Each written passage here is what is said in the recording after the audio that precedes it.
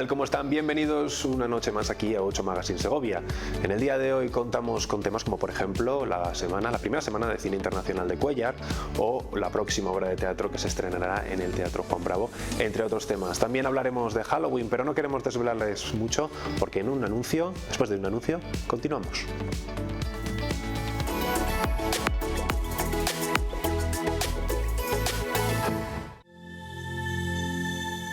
Segocer Porcelanosa, cocinas de calidad que conjugan a la perfección estética y funcionalidad.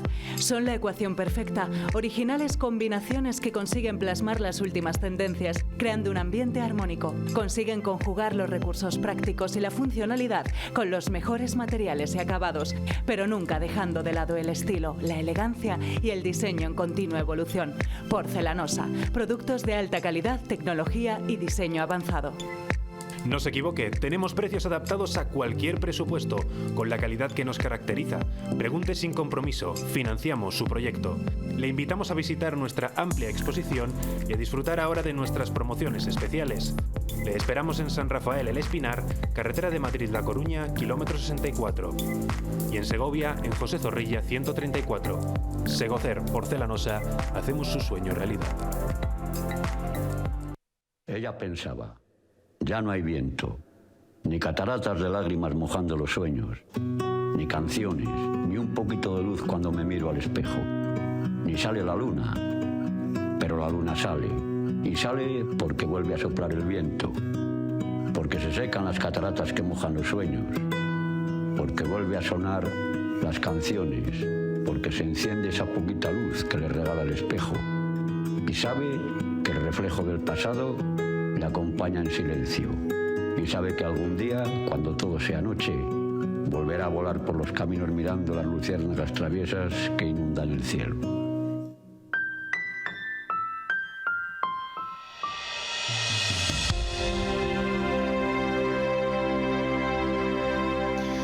Pues este vídeo que acabamos de ver es una presentación de esta semana de cine que se va a celebrar en Cuéllar de los días 4 al 10 de noviembre, una semana donde el cine va a ser el protagonista en la localidad de Cuéllar. Y para hablar acerca de cuáles van a ser las películas, de por qué la elección de esta temática y también de su origen, contamos con la participación de su director y su subdirector, José María Velasco y Rafael de Benito. Muy buenas noches a los dos. Hola, buenas noches. Hablemos un poco del origen de esta iniciativa, un poco cómo surge, porque se trata de la primera de su tipo en la localidad y me interesa también un poco que nuestros espectadores conozcan de dónde nace la idea. Bueno, es un poco la inquietud a volver a recuperar el cine en Cuéllar. Y como Rafael y yo somos muy cinéfilos, sobre todo Rafael lleva muchos años en esto, en el mundo del cine, el cine en Cuéllar y todo esto, pues estuvimos hablándolo una Seminci y bueno, él te puede contar mejor cómo le llegó esta idea, vamos, cómo nos llegó, la compartimos y fue él el que... así fue la Seminci anterior, la del 2023, coincidíamos en varias películas, nos veíamos, tomamos una cervecita y me lo comentó. José María es el que tuvo la primera idea. Yo hace años siempre se me pasaba por la cabeza, pero había desistido. Y digo, bueno, pues era una cosa de pasada. Y en febrero de este mismo año ya vino con ideas, con las ideas muy claras. Tenía incluso ya varios colaboradores que iban a poner dinero en metálico para sacar esto adelante, porque claro, cuesta mucho dinero, cada película cuesta, luego la publicidad, todo lo que genera y se conlleva alrededor de una semana de cine. Y además en tu caso, Rafael, tú eres una persona que lleva, como quien dice, el cine en sus venas, porque más o menos tú has llegado a dirigir una de las salas que había en Cuéllar. Sí, yo estuve con la sala Cine Ideal, después de cerrarla, hacía 2 años, del 96 al 2000, y varios cineclubs, todos los cineclubs que ha habido en Cuéllar, pues he estado yo prácticamente en ellos, sí. Ahora mismo tenemos un cineclub, Arrebato se llama, como la película Maldita de Iván Zulueta, y sí, ahí podemos proyectar, ¿qué hacemos? Dos proyecciones al mes, que es cuando el ayuntamiento nos cede la sala, la única sala que hay ahora mismo en Cuéllar. Hablemos un poco de la temática escogida para esta primera semana, para esta Semana Internacional del Cine de Cuéllar, que habéis escogido el papel de la mujer en la vida diaria y en el mundo rural. ¿Por qué esta elección un poco? Así, pues José lo explica bien. Pues, hombre, les debemos todo a nuestras madres, a nuestras mujeres que trabajan, que están ahí en un segundo plano, siempre han estado, y hemos pensado que para ser la primera semana deberíamos empezar por ellas, que son las que nos han traído a este mundo en el fondo. Y de hecho tuvimos la gran suerte de contactar con la Fundación Miguel Delibes, con Fernando Zamácola, el director, por amistad que tenemos, y me propuso de poner el camino de Ana Mariscal, primera directora de cine, de las primeras en el 64, en el mundo rural, la primera novela de Delibes llevada al cine. Y su hijo, que es quien ha rehabilitado la película, pues nos la ha cedido, encantado, va a venir a hacer un coloquio el viernes que es día 8, 9, ya no me acuerdo, el día 8, por la mañana. Y bueno, a partir de ahí ya se nos abrieron más puertas, y de hecho las mujeres Doc Soria nos ceden también 2 cortometrajes. O sea, estamos teniendo buena relación además con instituciones y con festivales.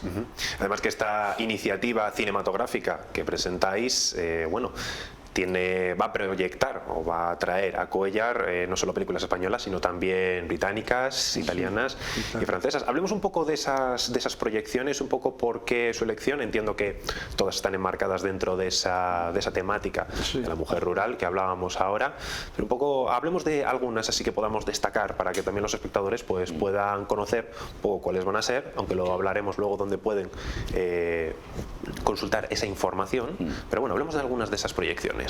Bueno, la decisión fue entre Rafa y yo, estuvimos alrededor de esta temática, viendo películas todo el año. Todas las películas son del 2023, estrenadas en el 24, y queríamos que fuese un cine de calidad, no así tan independiente como puede ser la Seminci, que es algo ya muy contrastado y de alta calidad, pero y más independiente, y tampoco queríamos que fuese un cine muy excesivamente comercial. Y buscar un punto medio. Un poco intermedio, pero de calidad. Entre elitista y comercial.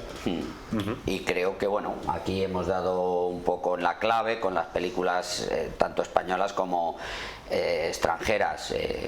Yo la que más resalto, esta Zona de Interés, está Anatomía de una Caída, que son grandísimas películas, pero la que igual se ha visto menos, pero creo que es la película del año para mí, es Siempre nos quedará mañana, la italiana.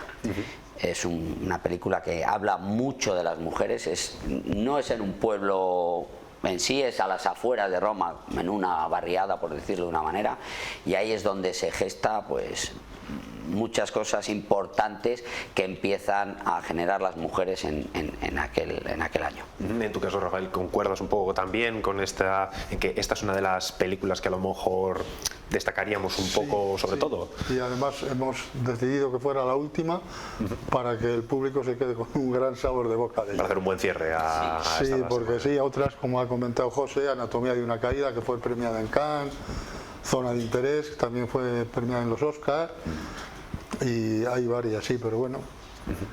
Calladita, aquí españoles tenemos Los Pequeños Amores, sí, también de Celia Rico, también premiada. Y no solo películas, sino que también vais a contar con talleres y exposiciones a los que también van a poder acudir. ¿En qué van a consistir, por ejemplo, estas otras actividades? Bien, sí, las exposiciones ya están abiertas. Tenemos la de las mujeres de la novela de Miguel Delibes, en la narrativa de Delibes, está expuesta en el ayuntamiento, son todas gratuitas, en el patio del ayuntamiento de Cuéllar. Y en la sala Alfonso de la Torre, donde se proyectan las películas, hay otra sala que es la sala de exposiciones, en la cual está La Descarada, que es de un artista, Ángel Rodríguez, es un artista plástico, el cual son todo collage, son collage que giran en el mundo de la mujer. Bueno, me imagino que nuestros espectadores estarán preguntando, madre mía, pues tenemos películas internacionales, sí. tenemos talleres, los talleres que no he explicado, perdona que te corte. Bueno, cierto, los talleres. Claro, los talleres claro. están dirigidos tanto a institutos, van a venir institutos de formación profesional y luego los de la universidad, de la experiencia, centro de día. Y Escuela de Educación de Adultos de Cuéllar. Sí. Y ahí lo que se va a hacer es cómo leer una película. Lo imparten 2 actores, de hecho uno de ellos es Alfredo Noval, que ha sido en 2023 nominado a Mejor Actor de Teatro en los Max por La vida es sueño. Él va a ser uno de los que van a impartir este taller, y el otro es Ángel Martín, que bueno, ha trabajado mucho en el teatro español como ayudante en dirección y en más cosas. Entonces procuramos rodearnos de lo poco, lo mejor que hemos podido, vamos, que hay ahora mismo en Castilla y León, gente muy buena, muy buena. Hay que recalcar que la verdad que para ser la primera semana viene muy cargada y con bastante contenido, bastante potente. Así que para que nuestros espectadores puedan conocer un poco cómo pueden acudir a esas proyecciones y a estas exposiciones, donde pueden, por ejemplo, obtener las entradas o abonos, que también hay abonos para varias películas, para que pues si quieren ver más de una o dos, pues puedan ir a verlas. ¿Dónde pueden adquirir este tipo de entradas? Las entradas, vamos, hoy ya se ha abierto, o sea, los abonos eran hasta el día 29, el día 30 ya está abierto, las entradas sencillas, aparte de seguir con abonos, pero por ejemplo la noche en 72 horas se ha llenado, se vendió toda la noche. O sea que prácticamente está la tarde, y a la tarde creo que nos queda un 20% del aforo, por ahí. Entonces, bueno, todo esto se puede conseguir por la web del ayuntamiento, que hay un enlace directo a gestión de entradas, y luego allí en Cuéllar in situ, tanto en la sala Alfonso de la Torre como en la sala Tenerías. Perfecto.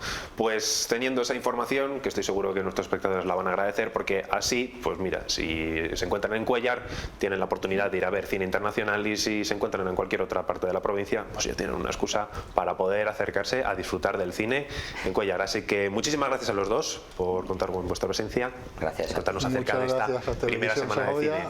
Que lo más importante, además de ir al cine, es que, bueno, no solo disfrutar, sino también pensar y reflexionar acerca de él.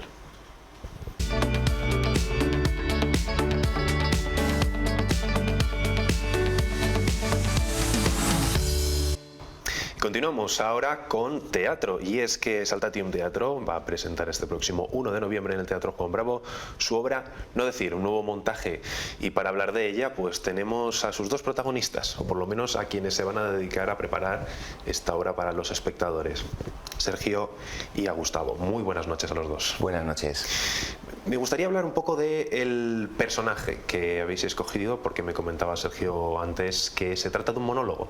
Sí. Es una obra bastante íntima, teniendo en cuenta porque tú eres el propio, digamos, el protagonista de la obra, y Gustavo se encarga de la música, pero no hay mucho más, es una obra muy íntima. Entonces, Sergio, un poco coméntame cómo se origina la idea de representar esta obra. La idea es una especie de experiencia hipnogógica que tiene Ludwig Wittgenstein.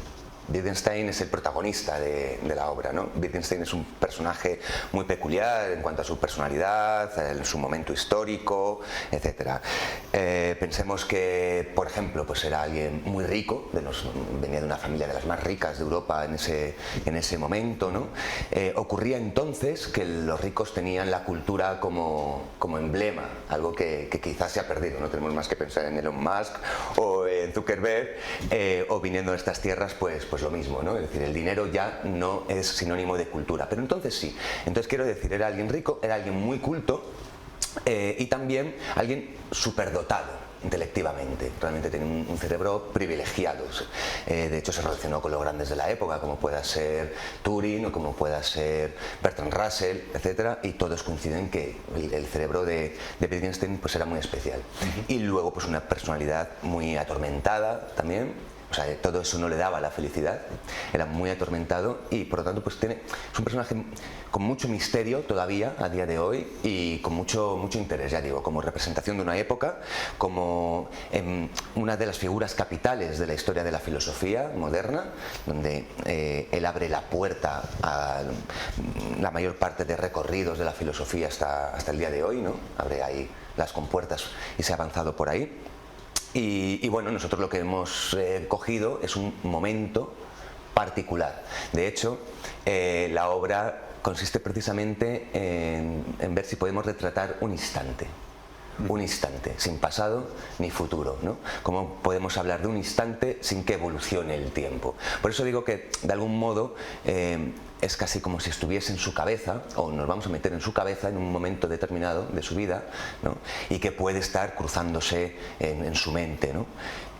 Ciertamente a mí me interesaba mucho Wittgenstein porque me parece que es muy gracioso. Es un momento en el cual escribe una de las obras capitales de la filosofía contemporánea, que es el Tractatus Logicus Philosophicus, y el Tractatus está muy ordenado, parece casi el vocil, ¿no? O parece un contrato que tuviese cláusulas. Cláusula 1, tal, ¿no? 1A, 1B, cláusula 2, tal, 2, ¿no? Parece extremadamente ordenado respecto a otras cuestiones filosóficas, ¿no? Una intención de orden. Y sin embargo, su biografía, sus diarios, sus cartas nos hablan de que su cabeza era de todo menos ordenada. De hecho, yo diría que en general incluso su filosofía es muy caótica. Él se contradice pues muchas veces, ¿no? En sus clases, e incluso cuando él recibe pues un gran prestigio y una gran fama con esta primera obra y está pues bueno, en todas las miradas, ¿no? Del mundo de la filosofía y tal, puestas en él como maestro, es capaz de corregirse a sí mismo, ¿no? Es decir, bueno, no os habéis dado cuenta nadie, pero aquí me he equivocado en esto y lo otro, y entonces me voy a corregir, ¿no? A mí me parece que cuando hablamos de un segundo Wittgenstein, hablar de una ruptura es exagerado, ¿vale? Me parece que es una evolución, sí. Pero no obstante hace falta pues mucha compostura y mucha nobleza para corregirse de esa manera como hizo, ¿no? Y enderezar y decir que bueno, que se había equivocado en cosas, ¿no? Esto nos da pues una nota de esa personalidad tan peculiar que tenía él. Así que bueno, nosotros vamos al primer Wittgenstein, vamos a ese Tractatus, a ese momento en que lo está elaborando en su cabeza, mezclándose con cuestiones pues claro, personales, ¿no? De época, etcétera. Estamos hablando que en ciernes de la Primera Guerra Mundial, en ciernes de caer todo el Imperio Austrohúngaro y todo su mundo, ¿no? se está derrumbando. Así que bueno, nos vamos a meter ahí para reflexionar sobre el silencio, la narración, el tiempo, etcétera. Hablemos un poco de eso, del componente de la música. Estamos hablando de que es un momento como congelado en el tiempo, que ahora te preguntaré un poco ¿por qué un monólogo? ¿Por qué no otro tipo de forma de representarlo? Pero Gustavo, ¿qué papel tiene la música en algo tan íntimo, en ese momento congelado en el tiempo que quieres representar? Pues yo pienso que el espacio sonoro, ¿no? Funciona algo así como para predisponer al público a lo que va a suceder. O sea, ponerles en situación. Sí, tiene que ver un poco con poner, o sea, es un poco como la escenografía, eso, o sea, generas un ambiente, ¿no? Y luego también de vez en cuando pues le añade un punto de dramatismo, una resignificación al texto, al personaje o lo que sea, ¿no? Pero quiero decir, es un poco algo así, no sé. Al final lo que hace es acompañar a la narración del monólogo que tiene el protagonista, ¿no? Sí, acompañarlo, envolverlo, no sé, alinearlo, no sé cómo... ¿Y qué tipo de música es la que es una música más clásica? Imagino que sintetizadores no serán porque el hombre era muy de principios del siglo XX, pero ¿qué tipo de música es la que le acompaña, le guía? Pues en realidad yo siempre trabajo con la voz en directo y bueno, me sirvo de algún efecto y demás historias y un poco como algo especial con respecto a no decir, es que también trabajo con la voz del actor. Quiero decir que la voz de Wittgenstein es una voz con la que yo o sea, la voz que hace Sergio, quiero decir, sí. Es una voz con la que yo voy también haciendo el el espacio sonoro. Es una voz que voy elaborando, pues yo qué sé, pues para cosas entre escenas, para como si fuese algo, como si estuviésemos dentro del propio pensamiento, ¿no? Como si el pensamiento pudiese salir fuera, no sé, o algo así, ¿no? Como estamos hablando de una su propia voz es como parte de esa musicalidad, de ese acompañamiento, digamos, ¿no? Bueno, pues lo que te comentaba antes, ¿por qué un monólogo? Entiendo que a lo mejor es el formato que es como más íntimo, más cercano, pero quiero dejar al protagonista y al artista que lo explique como debe ser. Claro, nosotros nos vamos a un momento que a mí es el que siempre me interesó. Cuando él concibe esa grandísima obra que va a cambiar el curso del pensamiento occidental, está absolutamente solo, lo más lejos que casi que se podía ir en la época, a una cabaña perdida en un fiordo noruego, y está a varias millas en barca del pueblo más cercano, y entonces no sabemos qué pasa ahí. Claro, no sabemos, porque está absolutamente solo, busca esa soledad y esa tranquilidad, ¿no? Ahí situamos la obra. Entonces, efectivamente tenía que ser un monólogo. Bueno, es un falso monólogo porque él conversa con sus fantasmas. Desde luego, ¿no? Conversa con la gente de su vida y etcétera, pero físicamente está solo. Y eso es lo que me interesaba, porque eso es lo que nosotros nos podemos traer al siglo XX, ¿no? Es decir, XXI. No es una geografía al uso, no es un elogio de Wittgenstein, es simplemente una representación de esa necesidad, a veces de soledad, de introspección que tenemos todos, ¿no? Esa lucha consigo mismo, ese intentar poner orden a lo que nos pasa, a nuestras ideas, etcétera, ¿no? Eso es lo que nosotros, pues me parece que el público, lo que queremos transmitir al público, que el público va a empatizar con el personaje, ¿no?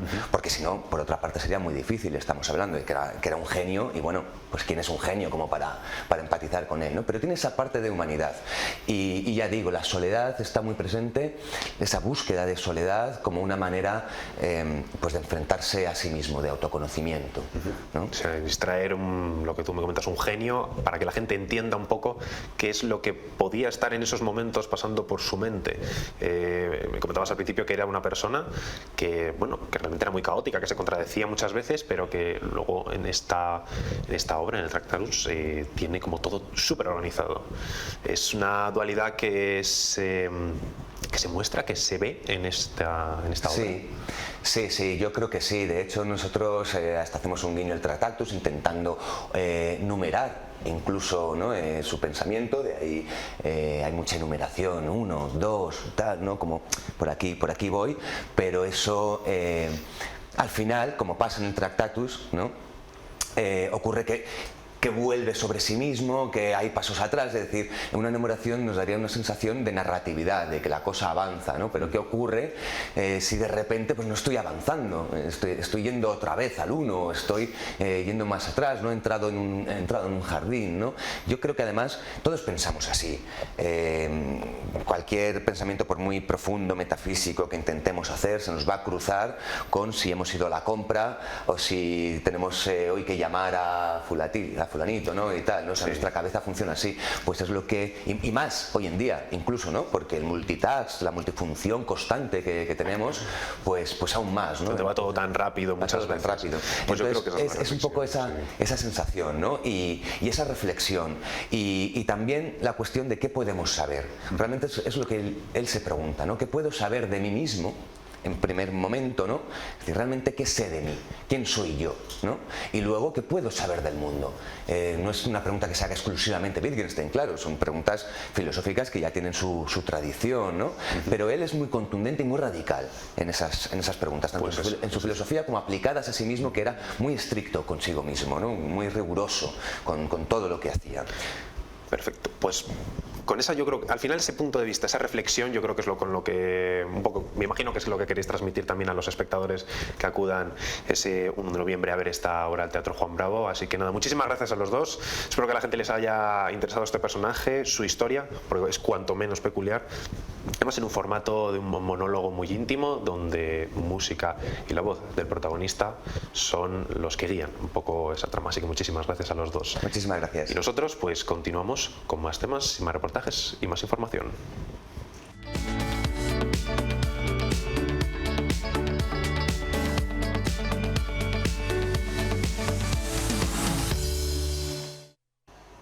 Este jueves se celebra Halloween el 31 de noviembre como cada año y bueno, pues es la época en la que la gente se pone a buscar ese disfraz, muchas veces de última hora, para poder participar en esta fiesta. Nosotros, para conocer cuáles son los personajes y disfraces más recurrentes este año, nos hemos acercado a la tienda de Todo Útil, no solo para conocer cuáles son los que más se solicitan, sino también para ver qué es lo que busca la gente. Con la llegada de Halloween es el momento de buscar un disfraz. Algunos se decantan porque de miedo, mientras que otros quieren que simplemente sea divertido.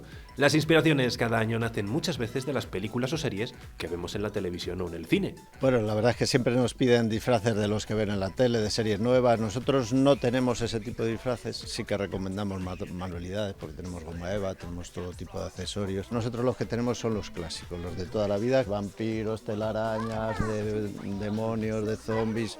Todos los clásicos de todas las edades, esos son los que trabajamos siempre. Y accesorios, eso sí, hay una gama tremenda de sombreros, de espadas, de pistolas, pelucas, hay muchas.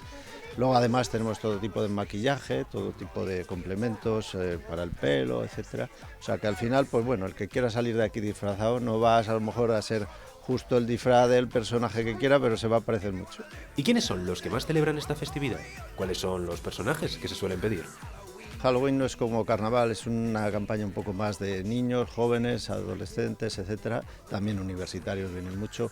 La gente mayor ya, pues bueno, se dedica más a decorar un poco la casa, las cenas, etcétera, y algún complementillo. Pero disfraces es sobre todo jóvenes, aunque tenemos de todos, pero es lo que más se vende es para jóvenes. Pues siempre además te piden pues, el personaje que esté de moda en cada momento. Hay muchísimos, o sea, hay muchas veces que te piden algo que no sabes ni que existe porque tampoco hemos visto todas las series, etcétera. Hay veces que lo buscamos en internet y vemos algo que se parezca y decimos, mira, con esto, esto y esto tienes una cosa que es muy parecida a lo que buscas tú. Nosotros lo que no les recomendamos es comprarlo por internet, primero porque se van a gastar 60 euros y segundo porque tiene mucho más mérito hacérselos uno mismo, aunque nosotros le demos, digamos, la base, pero luego que cada uno añada su imaginación y eso es lo mejor para un disfraz, el ser original. Halloween, ya sabes, no es una campaña que lleva toda la vida, es una influencia americana que lleva pues desde 12, 13 años atrás. Y es que con esta fiesta no son pocos los que se ponen a buscar ese disfraz que el pequeño de la casa quiere. Por ejemplo, el de un pirata muy en específico. Estamos buscando Jack Sparrow, porque ha visto recientemente la película y le gusta mucho. Y bueno, no sé si tendrá mucho que ver con el Halloween o no, pero bueno, Halloween es ya un carnaval más y bueno, pues le gusta ese, a ver si lo podemos encontrar. No sé ahora si lo podremos encontrar. Y si no encontramos ese, pues uno que se ajuste un poco a la temática del día, no sé, lo que él quiera. Hay quienes incluso buscan un disfraz más aparte del que ya tienen, que pueda valer además para cualquier año. Estaba pensando en algo sencillo para poder repetirlo las veces que sea. Entonces algo normal, algo bombero, militar, no sé, lo que sea, algo por el estilo, un poco. Con unos amigos, bueno, me voy a vestir. Tengo un día uno de Cholo, yo soy de México y Cholo es como un rapero mexicano. Otro nos queremos ir de militares, entonces vine a ver si hay algo de militar. Para aquellos peques que celebran la fiesta en el colegio, toca buscar algo que tenga, por lo menos, relación con la temática. Que van a celebrar mañana una fiesta en el cole y pues los niños quieren disfrazar como el resto y nos han pedido un disfraz de Halloween. Creo que cualquiera puede servir. Como son todavía niños pequeños, pero a lo mejor cuando crezcan van a pedir otra cosa. Pero pues que sea de Halloween, calabaza, algo relacionado con la color naranja, y creo que puede servir. Pero no todos van a poder festejarlo como siempre, especialmente aquellos pues, que tienen algún plan en estas fechas. Sí, con la familia, con los amigos, sí, suelo. Me voy de viaje, entonces este año no. Todavía no lo habíamos decidido, entre grupo no lo habíamos decidido, así que todavía no. También los hay que creen que el espíritu original de Halloween se ha perdido o se está perdiendo. Antes en su momento sí, celebraba Halloween. Ahora pues, claro, ser mayor pues ya lo celebras menos.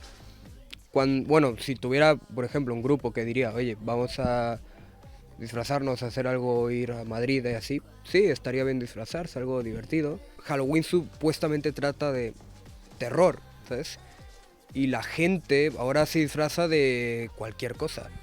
Aunque la gran mayoría ya tiene pensado todo y busca pasar un buen rato en compañía de los suyos. Sí, estoy en el fin de justo de Halloween, entonces nada, vamos a celebrarlo con los amigos y nos disfrazaremos de vikingos. O sea que bien, porque dijimos algo así diferente, tal, y bueno, elegimos eso. Nos gusta mucho la fiesta, entonces es una fiesta así diferente y todo, pues hemos dicho, pues hay que disfrutarlo. Así que ya saben, si todavía no tienen disfraz, están a tiempo de conseguir algún sombrero, capa o accesorio que les permita vivir el espíritu de esta fiesta con amigos o familia. Y si no son mucho de disfraces, bueno, siempre pueden comprar dulces para cuando el momento del truco o trato llame a la puerta de su casa.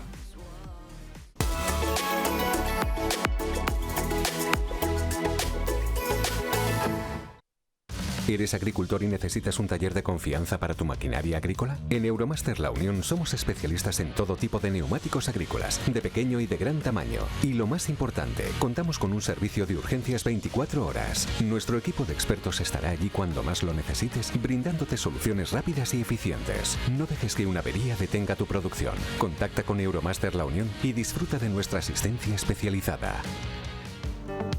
Nosotros nos despedimos ahora, nos vemos mañana a la misma hora aquí en 8 Magazine Segovia y les dejamos con un reportaje acerca de los talleres de los diferentes artistas del siglo XIX y XX, un archivo fotográfico en el que aquellos que quieran acercarse podrán ver cómo eran y cómo trabajaban estos artistas tan reconocidos.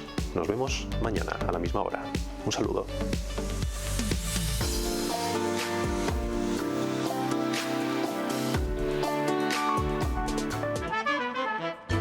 Fábrica, atelier, refugio. Cada artista ha llamado a su taller de muchas formas. En lo que todos coinciden es que abrir la puerta a estas salas es como desnudarse. Mostrar sus errores, sus vacilaciones, su caos más personal. Es una oportunidad de asomarnos a un gran número de talleres y de estudios de artistas españoles desde finales del siglo XIX hasta mediados del siglo XX, más o menos. Y se trata de una época en que los fotógrafos especializados en captar, en fotografiar obras de arte y monumentos, tuvieron la oportunidad de entrar en los estudios y en los talleres de prestigiosos escultores y pintores de aquella época, de los años 10, 20, 30, 40 del siglo pasado, y por encargo se les encargaba en muchas ocasiones que fotografiasen las obras de arte para los catálogos de las exposiciones y ya de paso retrataban al artista en su entorno de trabajo, en su entorno.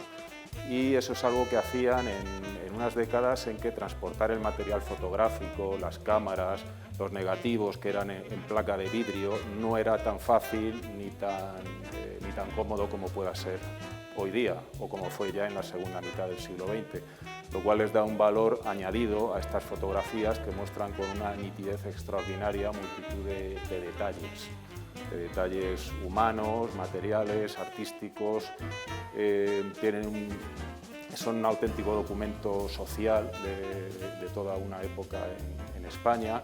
En esta sala, por ejemplo, que trata la denominamos costumbrismos y modernismos, podemos asomarnos al taller de Sorolla, al taller por ejemplo, del pintor italiano que se instaló en Ávila, en el Palacio de Superunda, Guido Caprotti. Vemos el taller de Romero de Torres, justo después del fallecimiento del pintor. Y hay algún guiño a Segovia. Aquí vemos a Daniel Zuloaga en su estudio de San Juan de los Caballeros, o a Aniceto Marinas con su famosa escultura Hermanitos de Leche, aún inacabada en esta foto. Es una época de tertulias, de muchas revistas de arte, o de mucha interacción entre literatos, escritores, pintores, poetas y bueno, eso se ve desde el comienzo de la exposición, desde el arranque, que hemos denominado herencia decimonónica. Ahí podemos ver cómo eran los talleres, por ejemplo, de Aureliano de Beruete y de otros artistas que hoy día son menos conocidos, pero que tuvieron un peso muy importante en el mundo del arte en España en su época. Muchos de ellos, precisamente uno de los motivos también iniciales de esta exposición, que cuando se presentó primero en la Academia de San Fernando, en Madrid, era el hecho de que muchos de estos artistas fueron profesores de esta escuela y fueron académicos de la escuela de la Academia de Bellas Artes de San Fernando. Y ocuparon también cargos de dirección en el Museo del Prado y bueno, pues salían mucho en prensa. Muchas de estas fotos se hicieron también para ilustrar reportajes de prensa y cuando estuvimos estudiando, investigando, recopilando material para esta exposición, pudimos ver un buen número de ellas en artículos de los periódicos de la época. Y no solamente vemos al artista mientras está trabajando en su taller, también esas fotografías previas que se hacían para que aquel que iba a ser pintado en el cuadro no tuviera que estar esperando y posando frente al pintor. Aquí vemos a Unamuno, a Pío Baroja o a Valle Inclán en esas imágenes que quedan ahora para el recuerdo.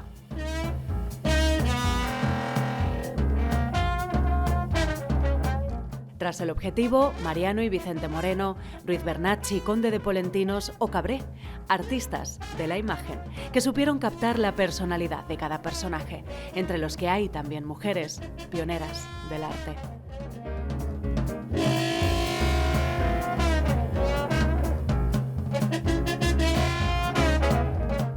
Tiene un protagonismo notable en una serie de fotos de Mariano Benlliure, que aparece realizando un retrato de Ramón y Cajal, una vista del taller de Benlliure con el sepulcro, que realizó para el escritor Blasco Ibáñez, ¿no? Aquel escritor de aquellas novelas fantásticas como Cañas y Barro, que tuvo un éxito internacional. Después hay otro capítulo que hemos denominado artistas de sociedad, ¿no? Artistas que se significaron, que se ganaron la vida en gran medida haciendo retratos de la alta burguesía, de la aristocracia o de personajes también de cardenales, gente de la alta jerarquía de la Iglesia. Después esta sala donde nos encontramos ahora. A continuación otro capítulo que denominamos aires de renovación, ¿no? Donde ya se ven, tenemos algunos ejemplos de artistas que después entrarían en el camino de la vanguardia artística, como es el caso de Jorge Oteiza y Maruja Mayo, con dos fotografías excepcionales. La de Oteiza porque ilustra ese periodo desconocido de su obra, en que estaba trabajando en un tipo de escultura muy inspirada en el románico y en la estatuaria primitiva, antes del Oteiza que después fue conocido internacionalmente en el campo de la abstracción. Y la fotografía de Maruja Mayo, que es excepcional porque la presenta en su estudio rodeada de todas las obras en que estaba trabajando en ese momento, sobre todo eran modelos que después aplicaría a la cerámica, y también se ve algún cuadro anterior de esos que se han atribuido a ese movimiento que se llamó la Escuela de Vallecas, ¿no? Al fondo del estudio, y ella parece muy orgullosa, ¿no? Y entonces esta foto, junto con otras que hay en ese bloque de otras artistas, algunas de ellas anónimas, pues ilustran la incorporación también de la mujer al mundo del arte, de la pintura. Hay, por ejemplo, una foto espléndida del Instituto de Señoritas, que es un edificio que sigue estando ahí en la calle Miguel Ángel, en Madrid, y bueno, y otros artistas. Y acaba la exposición con un capítulo que es Guerra y posguerra, donde, con unas imágenes muy interesantes acerca de un arte de corte más oficial. Hay unas fotos espectaculares del archivo Pando, donde se ve a Juan Cristóbal, el escultor, trabajando en esa escultura del Cid Campeador que se encuentra en Burgos, ¿no? Y también, bueno, pues unas fotos del archivo Wunderlich sobre los hermanos Clavo, Vicente Clavo y su hermano, que están en su taller y en la escuela. Entonces, bueno, hay una serie de contrastes ahí también. Son interesantísimas las fotos de la Federación Universitaria, donde vemos el arte colectivo de producción de carteles de propaganda, exhortando a la ciudadanía a cuidar el patrimonio artístico y cultural en tiempos de guerra. Y en contraste con esas fotos vemos, por ejemplo, el estudio de un pintor uruguayo desconocido, Metalo, que estaba asentado ahí en Madrid en aquellos años y que representa otro tipo de entorno que parece vivir de espaldas al conflicto y a la realidad que había fuera. Y bueno, en definitiva, se trata de una exposición muy interesante, tanto desde el punto de vista de la historia de la fotografía, ¿no?, como desde el punto de vista de la historia del arte, de las artes plásticas. Y igualmente desde un punto de vista sociológico, ¿no?, para ver cómo eran estos espacios de trabajo donde los artistas también recibían a periodistas, a críticos de arte, a escritores, y hay muchos testimonios en la prensa que quien quiera puede leer en el catálogo de la exposición. En el catálogo volcamos, también en las cartelas, verán citas de la prensa de la época, pero sobre todo en el catálogo es donde procuramos aportar más datos, más documentación de la época, con descripciones, ¿no?, de lo que los críticos y los visitantes vieron en estos estudios.